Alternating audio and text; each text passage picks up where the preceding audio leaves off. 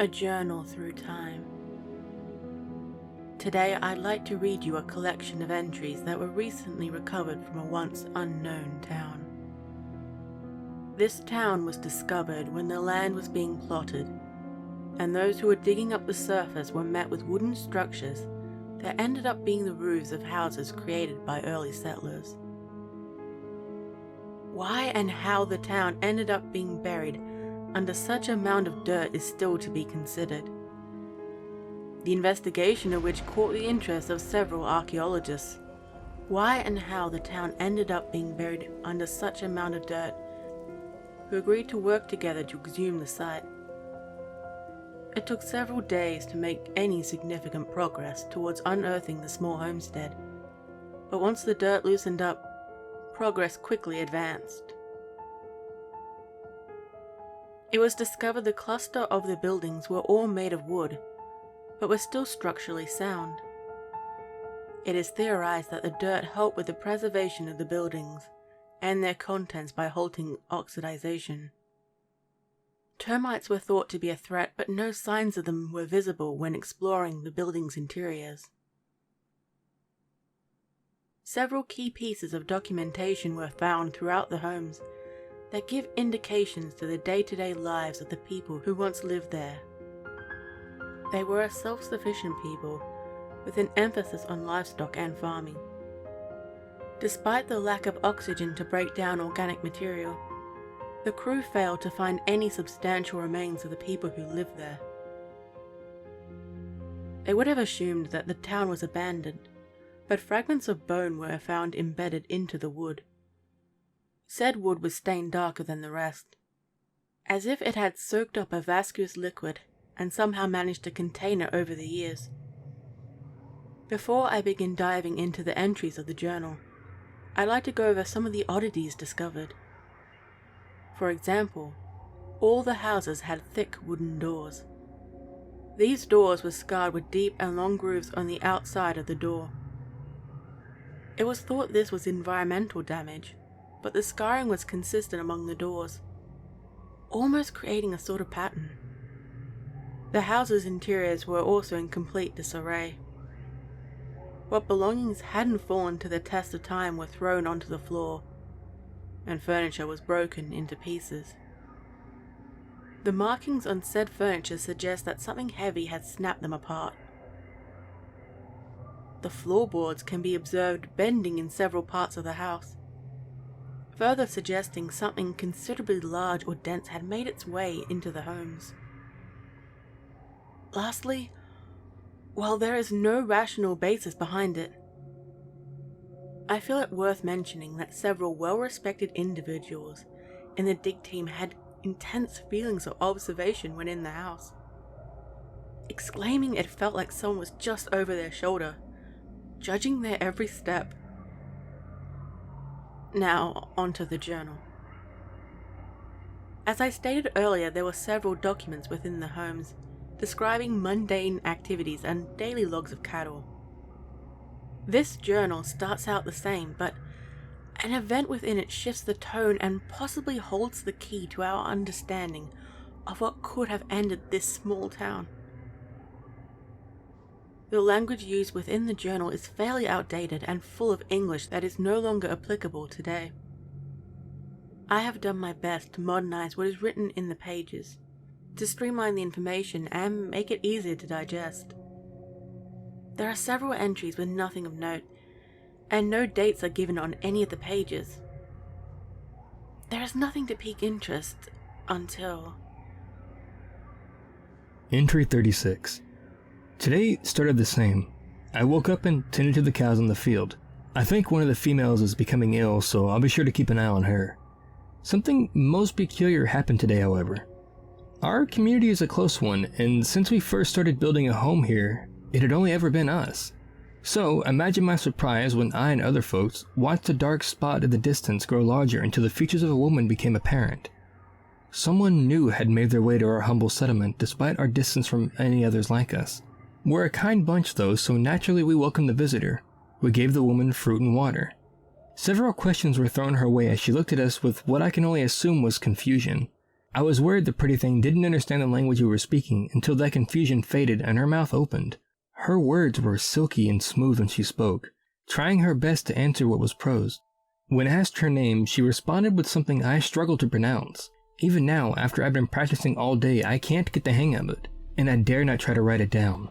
Hopefully, I'll pick it up eventually, as the lady mentioned she was without roots of her own. We told her she could become part of our family, so long as she was willing to put in the work. She agreed, and tomorrow we will begin to build her a home.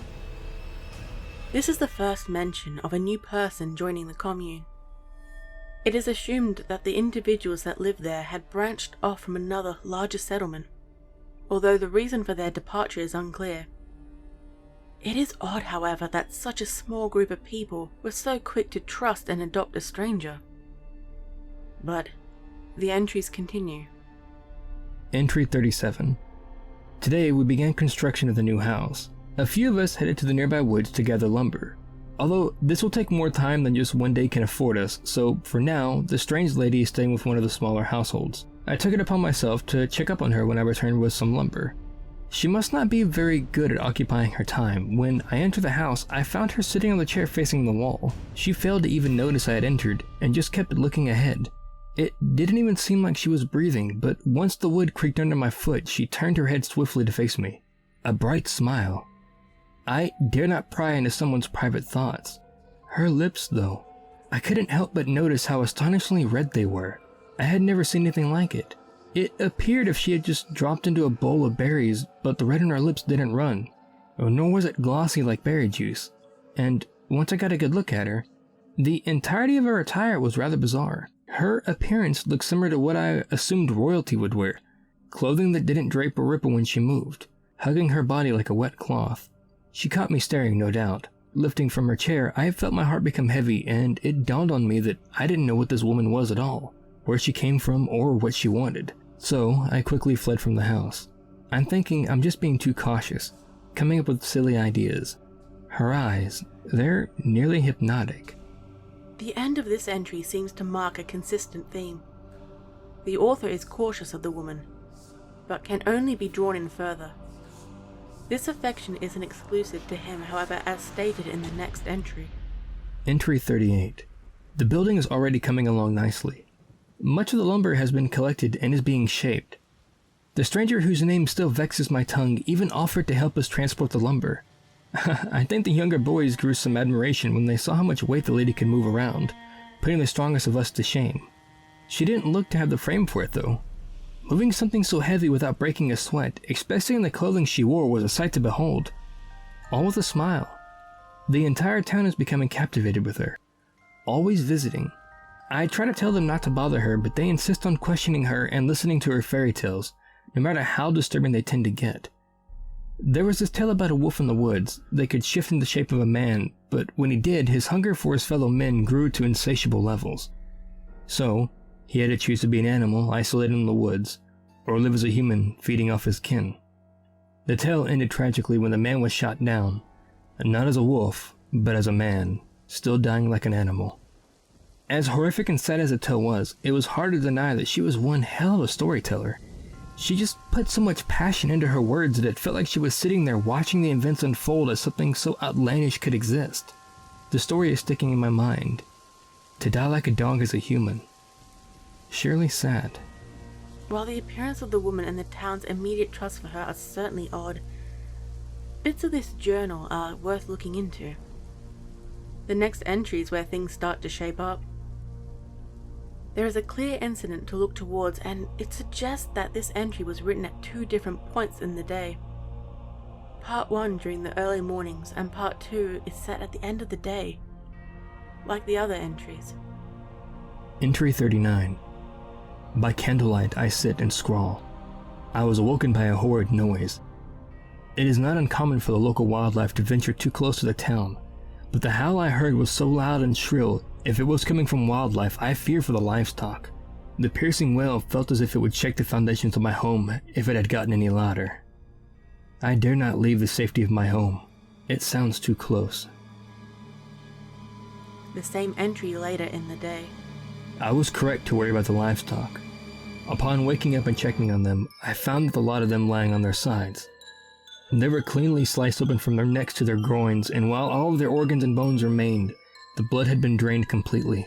The town is in a tizzy discussing what could have caused this, and worry about our safety is arising along with concerns on how to rebuild our livestock. We have decided against eating what was killed as we don't know if it would carry any sickness to our bodies. There are a few animals left that will be rationed until we can think of how to further supply ourselves. At least the fields were left untarnished. While we were checking on the livestock, I could see her, watching out of the window. A cold and blank stare, a straight face punctuated by bright red lipstick. It appears as if several days pass without another entry, unless some pages are missing, but there is no evidence of tampering. I would like to warn you of the upcoming content, as it does escalate fairly quickly and become graphic. I'm going to stop interjecting between each entry and let them play out so a better picture can be created. What follows is potentially the cause and effect of what ended this small homestead, and why the earth reclaimed it to such a degree. Entry 40. She is unnatural. That lady. We worked tirelessly day and night, some of us going without food for days at a time. Eventually the house was finished and she moved in. A house much nicer than any of ours. Everyone in town is at her beck and call. I'm not even sure what had happened really. Over time the things she desired were just catered to faster and faster. We're all so weak. I can see it painted on everyone's faces, but still only they care for her well-being. I feel weak too. My body and mind. It's like my head is being drained as my stomach grows empty. But I caught her. I caught a glimpse of what that woman really is. I shouldn't have, but without order I stepped into her home. On the floor were clumps of dirt clinging to the wood. She was standing there, a large clump of dirt clutched in her hands. She was smiling at me as the other villagers stepped into the house and spilled dirt onto the floor, piling it up higher and higher. Her frame had shifted, her limbs had stretched out, and her skin had gone plush, resembling the dark shade of red lipstick she still wore. Those hypnotizing eyes had dark spots forming in them like holes were being carved out. I wondered why I was the only one unsettled by this, why no one even questioned it, but I think it's this journal. I think writing everything down keeps it fresh in my mind, and I can see her. Everyone else, that name I'm still unable to speak. They say it with ease like it was a second tongue. I've been watching the others all day, walking to the forest and return with heaps of dirt. Even going so far as to create tools with the sole purpose of bringing it faster. They began putting outside the homes as well, making the paths climb higher and higher. I try to plead with them, but they just won't halt. They don't even hear me. What's worse is, I can feel that woman's gaze. Her pinprick eyes are always watching me. Entry 41. There's so much of it. The dirt is everywhere. That shrill cry of that beast. I hear it every night still. It goes on throughout the darkness until the sun rises. Like whatever it is wants me to be tired. I feel like I know. All this started happening when that woman came around. We were such simple folk. They've been piling dirt in front of my door. I fear by the end of the day I will be unable to leave my home. I fear for the near future. I fear her. Standing outside my door looking in as the dirt is piling higher and higher, she has continued to shift. But the more her body changes, the more beauty I feel from her. The more her dark eyes draw me in, the more her red lips entice me. This home is my tomb. Final entry. It's dark. The candles offer me little light now. I can hear it one by one, fingers digging through dirt. The villagers worked without fail until they had covered my home with dirt up to the ceiling. I can only assume the rest of the homes are the same. The digging I hear is frantic and strong. Ever so often the noise changes from digging away at dirt to scratching the wood. It's a heavy sound, something large sifting through the soil. Ever so often the noise changes from digging away at dirt to scratching the wood. It's a heavy sound, something large sifting through the soil, clawing at the doors until the villagers let her, that thing, inside. Even with their love for her, they still scream when she reaches them. Screams don't last long until I hear the dirt being clawed away again. I sat here and listened to the pleas of all the men, women, and children that reside here. I know their voices. I've talked to them every day, and I can pick out each cry for help, but am powerless to do anything. All I can do is sit and listen as she approaches my home. She is saving me for last because I wasn't pulled into her allure as the others. The more I sit and think about, the more I think I understand. The dirt, the cattle, and all of us. The cattle are the fuel for her, and taking it away leaves us weak. We are the food she was really after the whole time. Biding her time behind that smile until we were wrapped around her finger, until we could bury ourselves under all this dirt. I can hear her, scratching at my door now. Thick fingernails stripping wood. She'll make it in eventually anyway. No reason I'd just open the door for her. One last act under her spell can't hurt. I'm going now. This is my final entry. Whatever this lady, wherever she came from, she is not human. She is a monster, a demon. But I'm certain this dirt that shrouds us isn't for us. If she wanted us dead, to eat us as she is now, then the dirt wouldn't help. I think the dirt is a cocoon of sorts. A place where she can rest after she has had her fill, like how a bear needs to hibernate. So before I open this door, I beg of you, if you ever find this journal by God's grace, keep an eye out for her. Dark hair, bright red lips, and fair skin. She'll seem inviting and kind. She'll tell you stories and lure you in, but don't fall for it. All she'll ever be is hungry. Goodbye. As claimed, this is the last page in the journal. The pages after it are left blank save for a few dark spots where blood warped the paper. Not much is known of the creature he spoke of the lady that invited herself to their town. The group seemed to dismiss this notebook as the scrawling of a man who had slowly lost his mind in the early years of the settlement. That was until the head count. I heard that before the digging began, there was a total of 27 people working on the site. When the digging ended, there were 28 of us. Somewhere during the dig, another person had joined, but no one could seem to remember anyone showing up or was able to point out the new person. And how could they? And after reading a journal like that, they must have been scared stiff.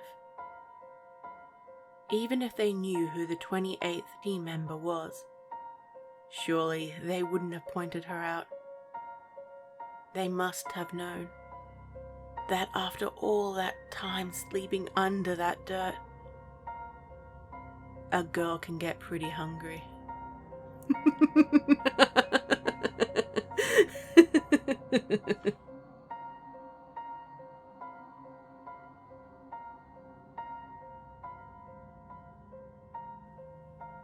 I would like to thank the talented author of this story, Detective Romwell, for running the contest.